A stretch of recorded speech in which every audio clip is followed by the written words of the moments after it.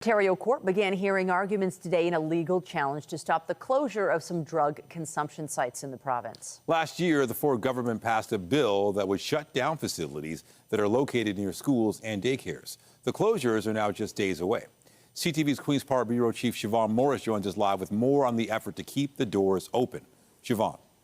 Well, the group trying to preserve those services has asked for an injunction as well as launching a charter and constitutional challenge. Time really is of the essence here, with the closure of those sites just 7 days away.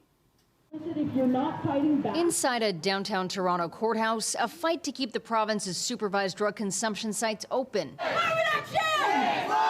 On the street below, a show of support. Ontario passed a bill last year that will force 10 sites close to schools or daycares to shut down by March 31st. We are challenging the law because it's discriminating against the people who use our services, and it's going to reduce health services in the middle of a terrible health crisis. The lawyers behind this legal challenge argue the law violates the Charter of Rights and Freedoms and Canada's Constitution. The right to life, liberty, and security are concerns.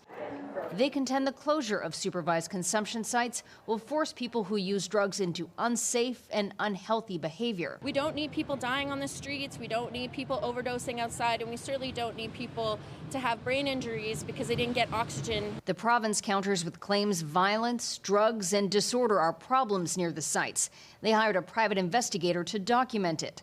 The government's moving to an abstinence-based model, converting 9 consumption sites to what it calls heart hubs, homelessness and addiction recovery treatment centers. There are plans to add 18 more. And there's $529 million for 540 supportive housing units. A spokesperson for the Minister of Health insists 9 heart hubs will be open April 1st when supervised consumption sites close. Advocates say there's no way that's going to happen. First of all, it takes time to hire up staff, and second of all, the money never flowed to the organizations to open them up. Dodd says the heart hub concept is unproven. Just a series of case managers and system navigators to basically send people to a system that already doesn't have access. The team behind the legal challenge wants an injunction to deal with the short-term threat of closure. But an answer on whether the rights of clients are being violated will take more patience and precious time. People are afraid, people are angry, and people feel attacked. Attacked by their government, attacked by their neighbors, and unwanted in our community. A second and final day of arguments will be heard by the court tomorrow. Reporting live from Queen's Park, I'm Siobhan Morris. Nathan, back to you. Thank you, Siobhan.